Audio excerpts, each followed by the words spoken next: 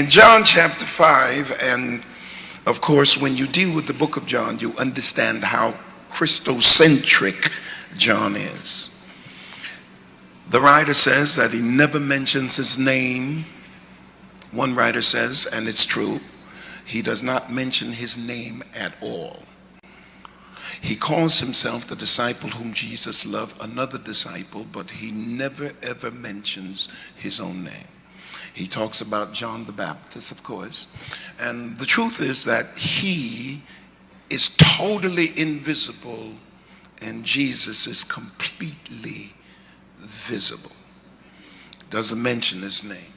If you search the book of John, you will find that in every chapter he speaks of Jesus in one particular manner. In chapter 5, of course, he is the great physician. If you look at chapter 4, you will find, and I won't take you too far, if you look at chapter 4, you will find he is the great soul winner. But chapter 5, it goes like this. And after this, there was a feast of the Jews, and Jesus went up to Jerusalem.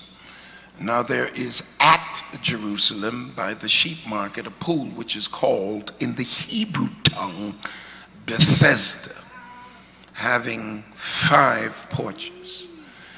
In these lay a great multitude of impotent folk, blind, halt, withered, waiting for the moving of the water. For an angel went down at a certain season into the pool and troubled the water. Whosoever then first, after the troubling of the water, stepped in was made whole of whatever disease he had. And a certain man, he has no name, he's a certain man, was there which had an infirmity 38 years. When Jesus saw him lie, knew they that he been now a long time in that case, he saith unto him, wilt thou be made whole? The impotent man answered, Sir, I have no man when the water is troubled to put me into the pool, but while I am coming, another steppeth down before me. Jesus said unto him, Rise, take up thy bed and walk. And immediately the man was made whole, took up his bed and walked. And on the same day was the Sabbath. Of course, now the Jews got a problem with that. He answered them, He that made me whole, the same said unto me, Take up thy bed and walk. Then they asked him, What man is that which said unto thee, Take up thy bed and walk? That's verse 12.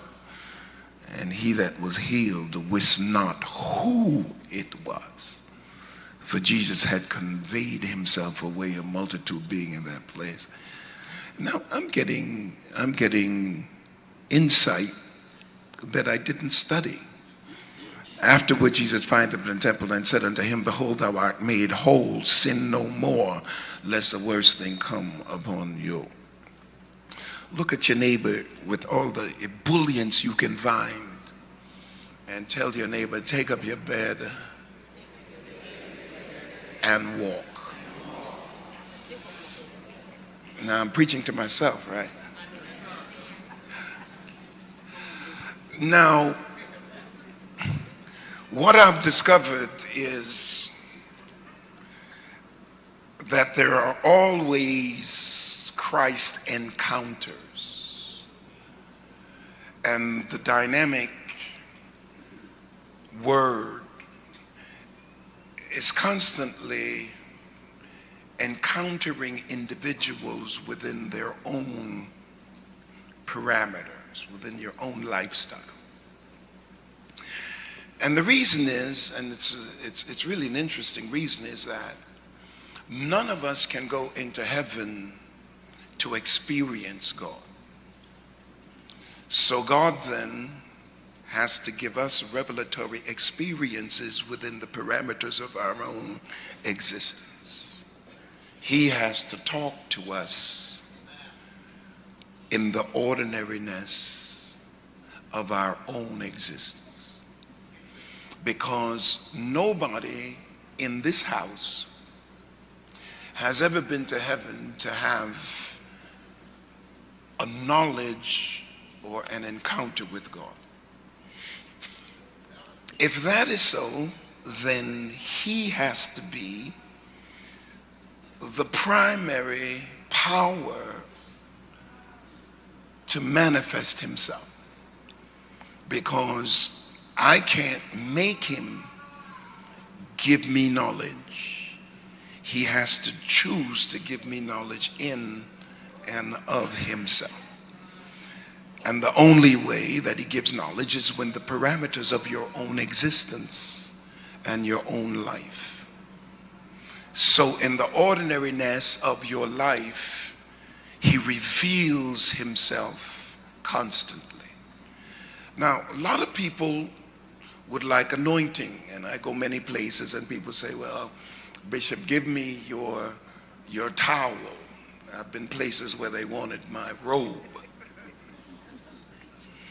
And they figure the robe is anointed and the towel is anointed. I said, the only thing on this towel is sweat. And this robe has no value at all, because anointing does not come from rubbing on or touching somebody. Anointing comes from being broken.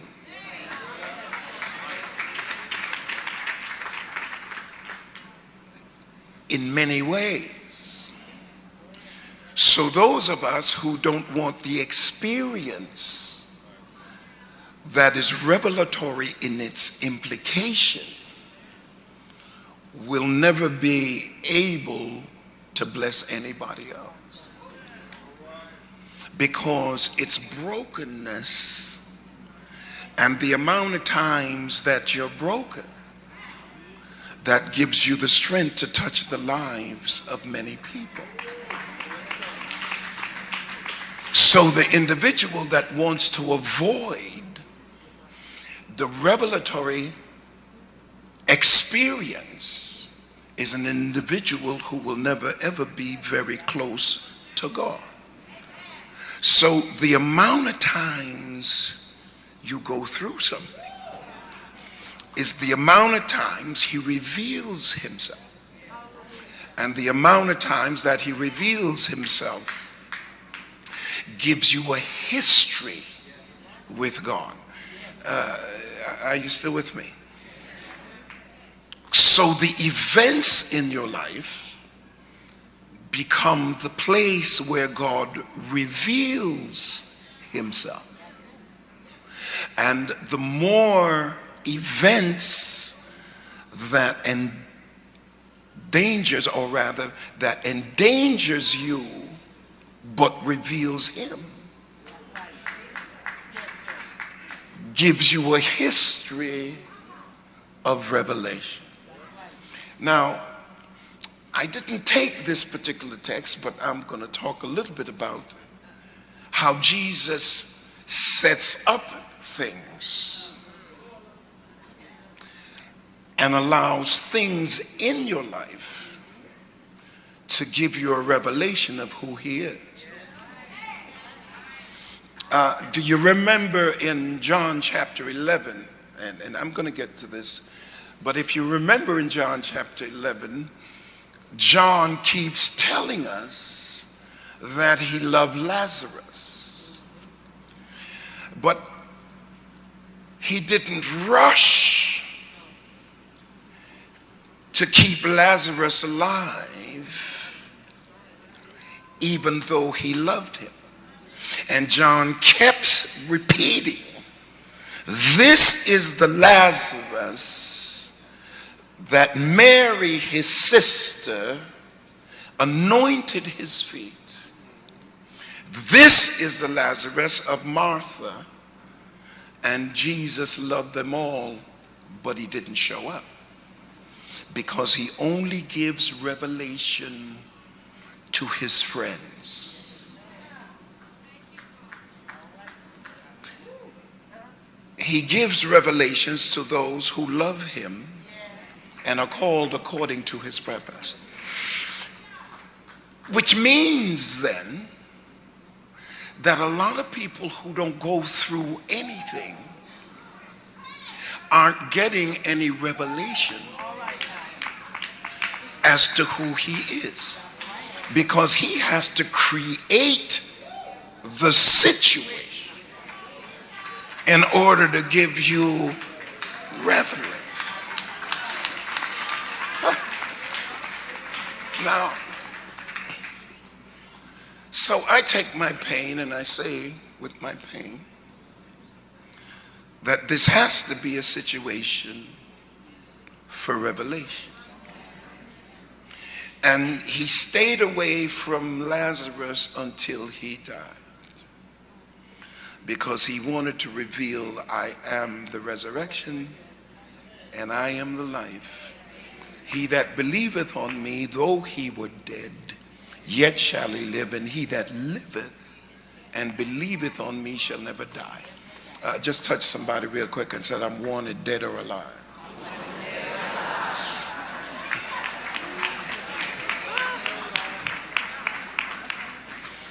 In this particular text, he is going in his dynamic encounter. He's only going to one person by that pool. He's not going to everybody. He's only going to one person. I had a great argument with God. I'd be like Bishop Palmer and talk to people. I had a great argument with God because I couldn't grasp why he would ask the man, wilt thou be made whole? I couldn't grasp it. I couldn't understand it. Why are you asking, wilt thou be made whole? Because for years, the man has been by the pool. Now it said that he was in this condition for 38 years, but it doesn't say that he was by the pool for 38 years. Which means that he's been by the pool for many years, and it's an interesting dynamic that to him that hath, more shall be given. So the people who needed the healing less got to the pool first. I'm going to take a sidebar on that. To him that hath, more shall be given. To him that hath not, the little he has shall be taken away. Now you ought to tell somebody close to you, get in a position to have.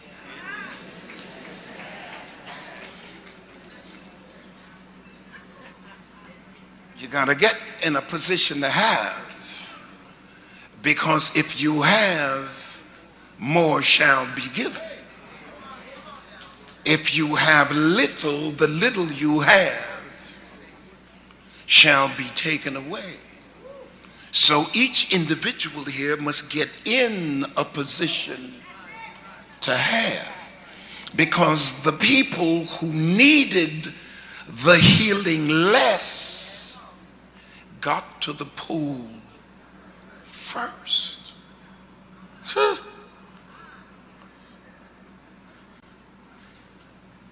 38 years he's in a condition, and Jesus asked him, wilt thou be made whole? And I asked myself for years, why would you ask, wilt thou be made whole, when you already know how he has been trying? Then I discovered that if he's just coming to you today, and you have been around the impotent, the lame, the blind, and the halt, and if you've been around negativity for any length of time, then the question has to be asked, Are you ready to be healed? Because many of us become comfortable with being uncomfortable.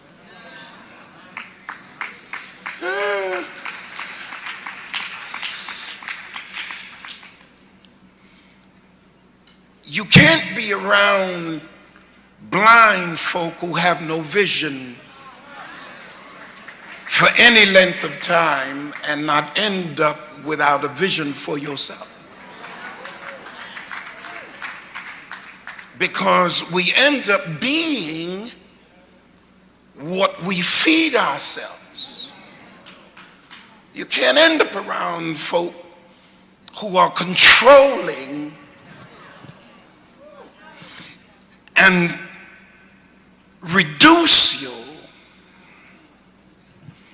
and keep you bound to their negativity, and he not ask you, do you have the faith to be released from the folk you have become comfortable with? Hold on. Because oftentimes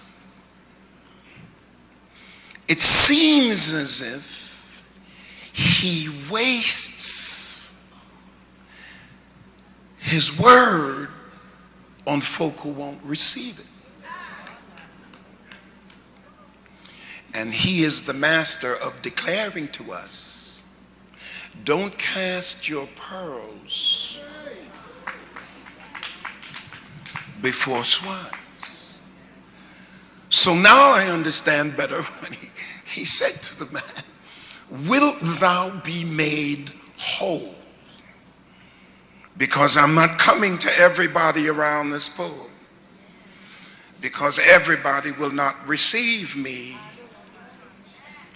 and a few firsts got healed. So I've come to ask you this morning, as I meditated on this, are you ready to be healed? And I'm not talking just physically now. I'm talking psychologically, because you can be delivered and still not be healed. I remember talking to a sister here in church, and she used to come to this service and then she stopped. And so she went to the next service, the second service, and I kept asking. I said to her, you did all the choirs, you did all the work in the first service, why are you coming to the second service? She says, because my ex-husband has started coming to the first service. I said, your ex-husband? I said, how long have you been divorced? She said, 10 years. I said, you've been delivered for 10 years and he still bothers you? You ought to sit right beside him, and when I say give him high five, touch your neighbor and say it ain't over yet.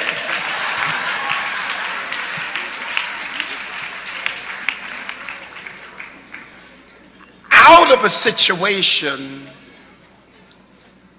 but not healed. So it forces the question, wilt thou be made whole? Because I'm about to give you something, but I want to know that you want it. Yes, sir. All right. Yes, sir. The psychological debilitation that comes from being oppressed is not easy to remove, because it's very hard to change our thoughts. Talk to me, somebody. How you think becomes what you are.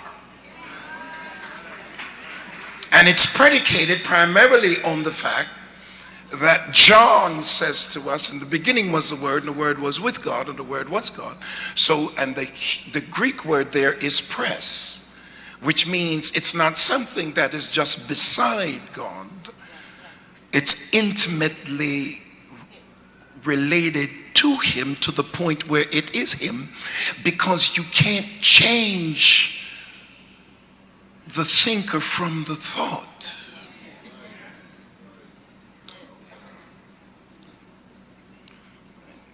I ain't trying to be smart. But the thought is the thinker, and the thinker is the thought. So we met the logos because that was the thought, and the word or the logos was with God, and the logos was God. So here's what God says. If I am no different than my thought, then you can be no different than your thought. So how you train your mind is how your mind will express itself. And it will express itself in your behavior. Because I can't change your behavior if I can't change your mind. Because your mind becomes the battleground for your victory. If your mind has been filled with negatives, then you will express a negative life.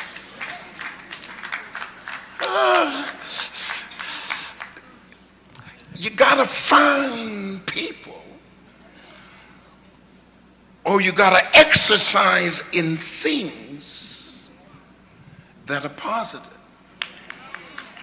Because if you don't operate in what's positive, you can only be negative.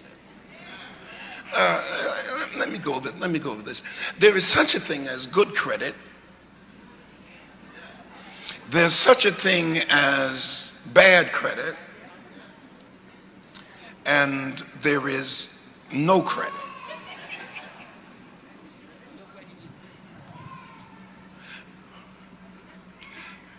Now, if you're not trained to be successful, you're trained to fail. There is no middle ground. Because if you're not trained to make it, you're trained to lose it. There is no middle ground. There is no neutrality in how you think. Because you can't think in a vacuum. It's either you think you're significant or you think you're nothing. And when you think less about yourself, you take more mess from folk.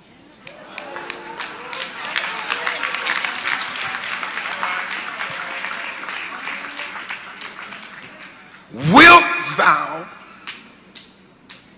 be made whole?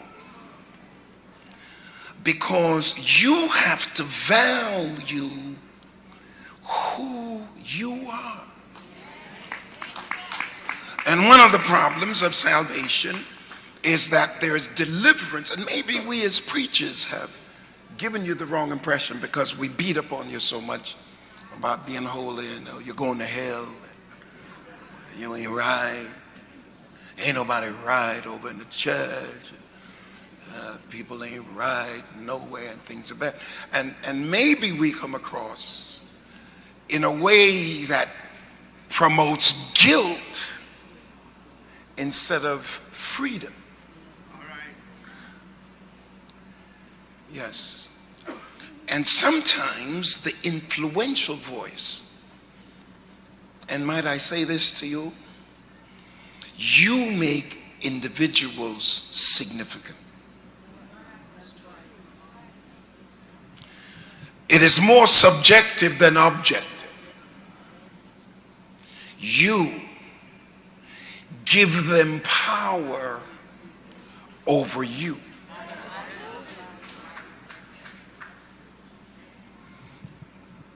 Maybe I'm glad I'm hurting, so I'm not hooping. We make people significant and we give them power over ourselves. And in many instances, we give them control over our thinking. Yes. And what God is saying is, when you meet me, I release you from everybody else. So that you don't really become who you are until you meet God. And there's no way to express him if you don't express him through yourself. Wilt thou be made whole?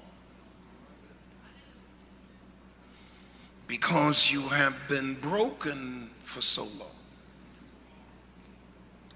that I have to bring you to the place where your mind will receive where I'm taking you. Because either you're going to be helpless for the rest of your life, or you're going to receive my power to take the responsibility for your life. Because many of us have been broken for so long that we no longer feel we can handle our lives. I want to take a little break. I'm going to sit down for a minute. Because this sciatic thing, this whatever it is, I'm going to sit down for a minute. We train our girls and we simply just love our sons. So consequently, because we train our girls, we train them. Oh, you all want me to go into this? I can read your mail.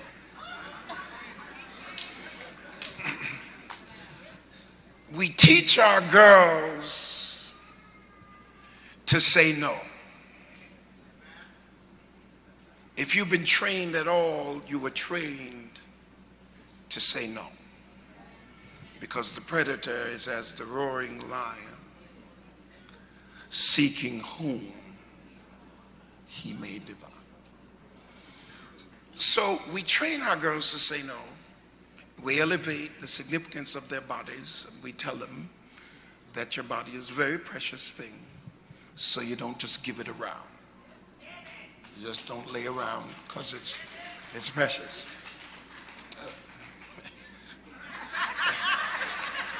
So we teach them to say no. But I told you this before, and I'll tell you again, because we're homophobic, we don't teach our boys anything. Because we're glad when they like women. So we don't teach them to say no. We don't train them. Consequently, you couldn't come home the time your brother came home.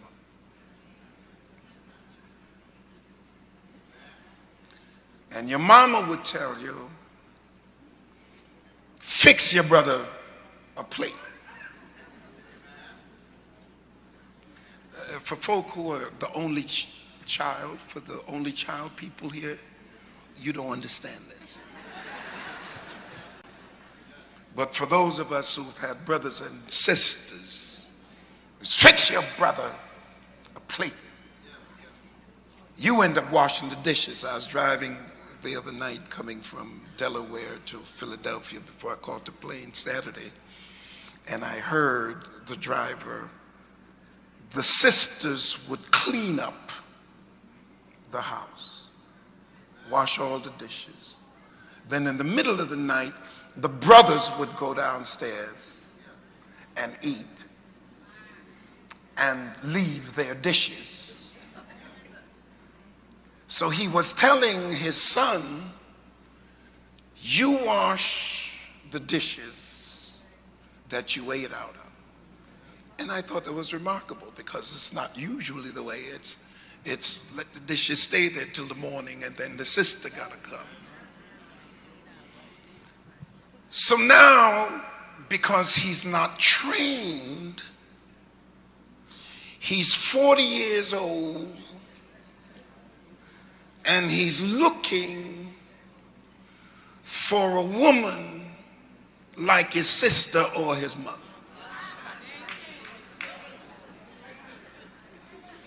And the problem you have is that you're trained, so you're stronger and more secure than the man around you if he's not trained. Yes? Wilt thou be made whole is based on what you have lived with that has formed your thinking.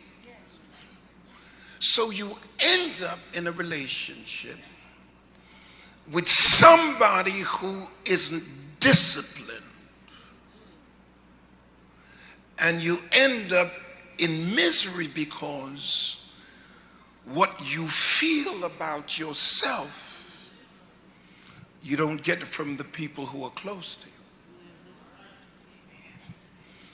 So you belong on a king-size bed,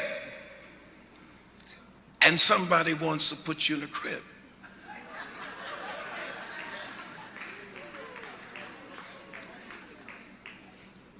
I was at the airport yesterday when I came in, and I was feeling that I needed to work on some obscure material. I felt like I needed to talk about stuff that nobody talked about. And a gentleman stopped me. I was sitting, and he came over and he said, I have been listening to you, and the level that you're taking us is remarkable. And I said, well, I thought I wasn't doing enough. Because oftentimes you set standards for yourself that other people don't set for you. And the individual that's going to be successful is the individual who is their own greatest critic. Because oftentimes we lack self-evaluation because we have allowed ourselves to be governed by others' thinking.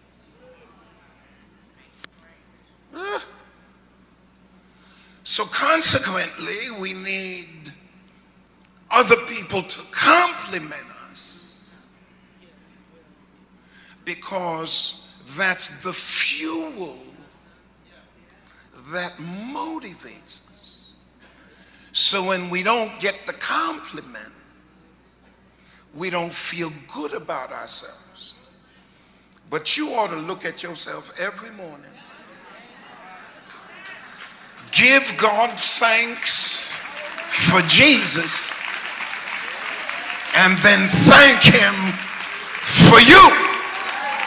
And if nobody else wants to pat you on the back, pat yourself on the back, or ram your back into a wall and say, I'm patting myself against this wall Because as long as others decide how you think about yourself,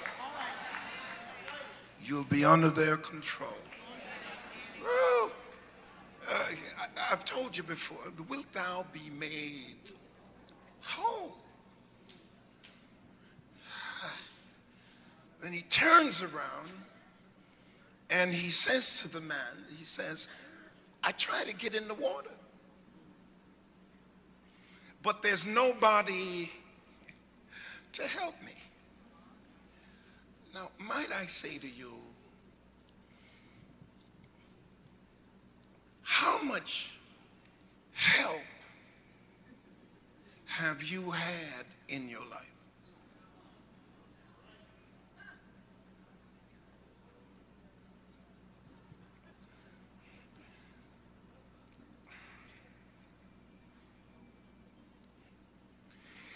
How many givers have you run into, as opposed to how many takers?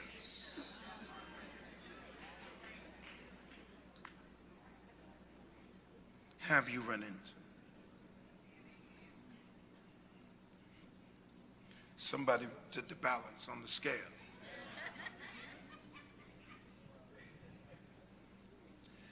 And haven't you spent most of your life trying to avoid takers? And the people you have been kind to the most, when you needed something,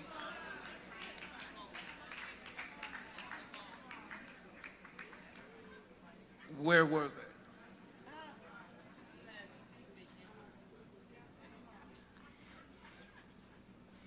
Maybe there's nobody, he says, to help me. And I sense in my meditation, I sensed a little bitterness, because if you're in a condition for 38 years and nobody will help you, because the question now becomes, where is his family? Where are the people who should care? And nobody will help me.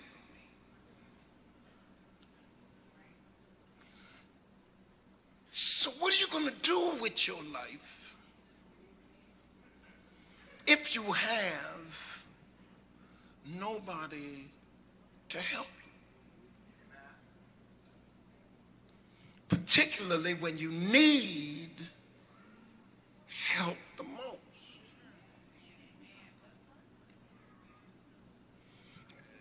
I'm going to digress for a minute. Somebody pulled my coattail.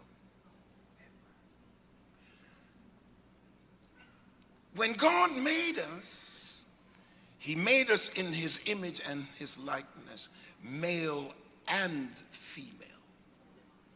Don't suggest because you're a woman, you're less than a man. The reason you operate the way you operate is how you were raised.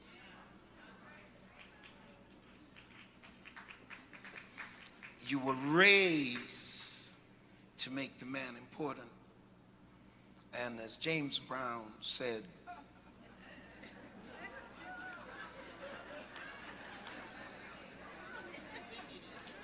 this is a man's world.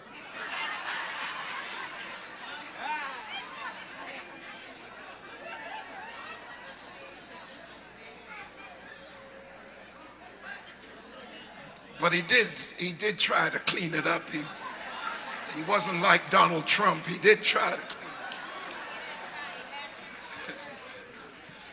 But it's not anything without a woman or a girl. He did try to clean it up. But the process is all thinking. and the fact that you were disciplined and the man wasn't. We elevate the significance of your body.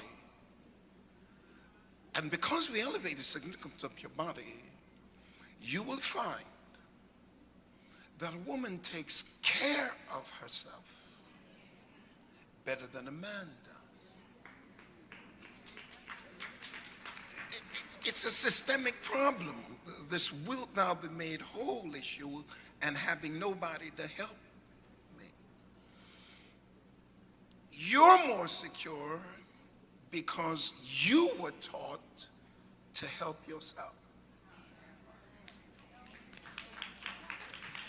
And I raised my daughter to be independent so she could stand on her own feet and not become somebody's minion or under somebody's control. But the problem with that is she's so strong, she challenges me.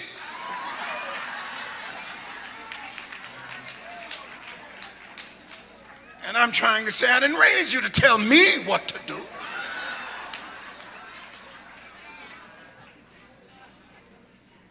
Wilt thou be made whole, and I have nobody to help me? And I sense when he said nobody to help me, I sense bitterness. Because when you're depending on other people to make your life work, and they never show up at the right time when you expect them to, you get bitter. And bitter is a wonderful way not to progress, because you get comfortable blaming other people for what you can't achieve yourself.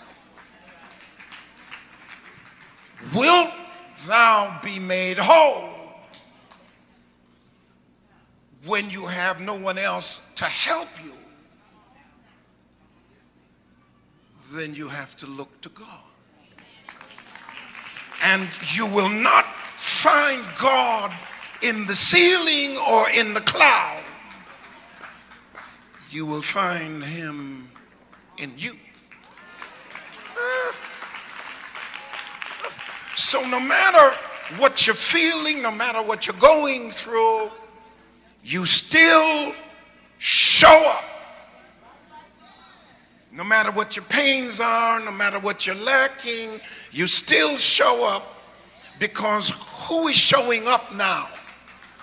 Not just you, but the God that's in you, who is telling you, take up your bed. Take it up and walk. Oh yes, it's supposed to be a place of weakness, and it's supposed to be a place of pain, but you pick it up, put it on your shoulders with all you got to go through, and let the devil know I ain't over yet, because I can pick up this pain and still be good. Pick up this pain and still be victorious. Pick up this pain and still overcome. Pick up this pain and still make it. I feel like shouting now.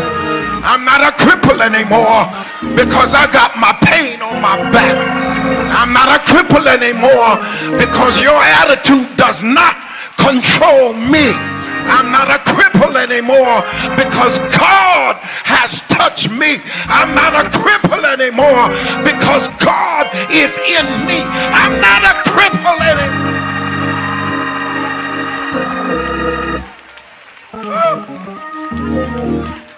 Give somebody a high five and say, I'm not a cripple anymore. I've learned to love myself. I've learned that I am important. I've learned that I'm somebody somebody to God, I've learned.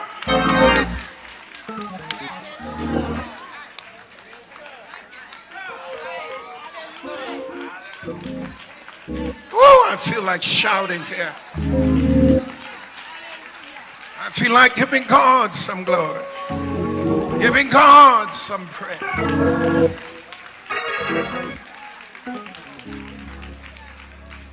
Woo. Pull on somebody, just pull on your neighbor and say, you are somebody, you really are. You're not just a breathing entity to be moved around by every wind or storm. You are somebody. And when you come to the table with the value of who you are, you got to be ready to walk when folk don't treat you like you ought to be treated. You ought to be ready to walk.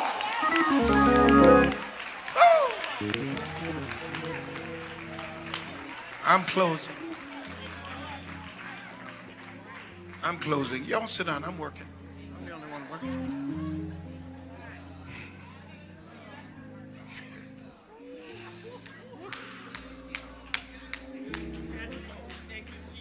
I'm closing. I'm closing. But much of the time, what we have allowed has broken us.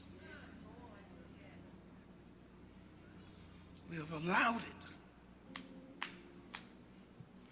because we felt like we had to have it. I'm going to tell you something. I'm going to get up on here and tell. I'm going to tell you something. To get what you want in life, you have to be prepared not to have it.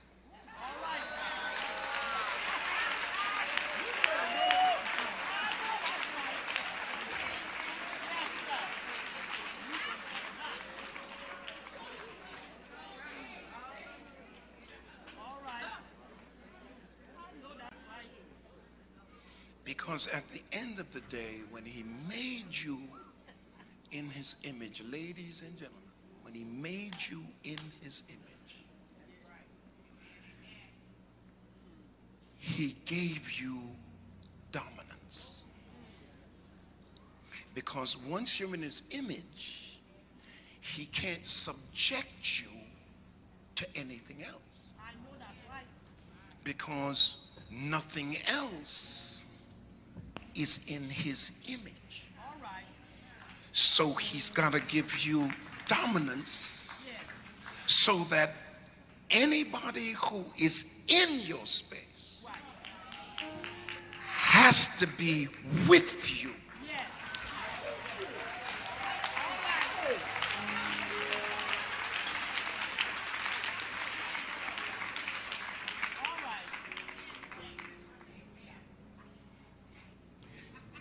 Can't be against you.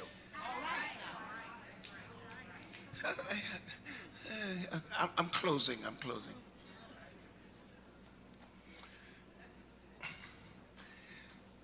How can two walk together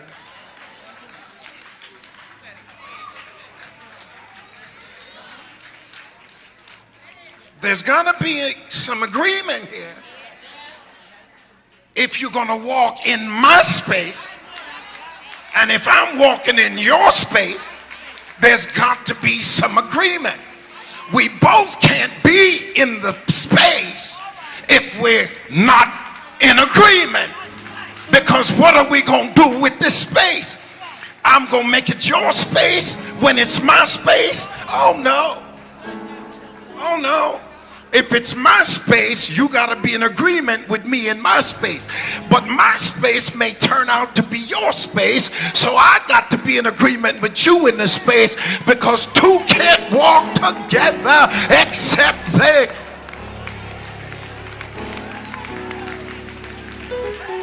Oh, wilt thou be made whole? Because from the day you feel good about yourself, somebody else has to feel good about you if they're in your space. And if you don't feel good about me, don't get in my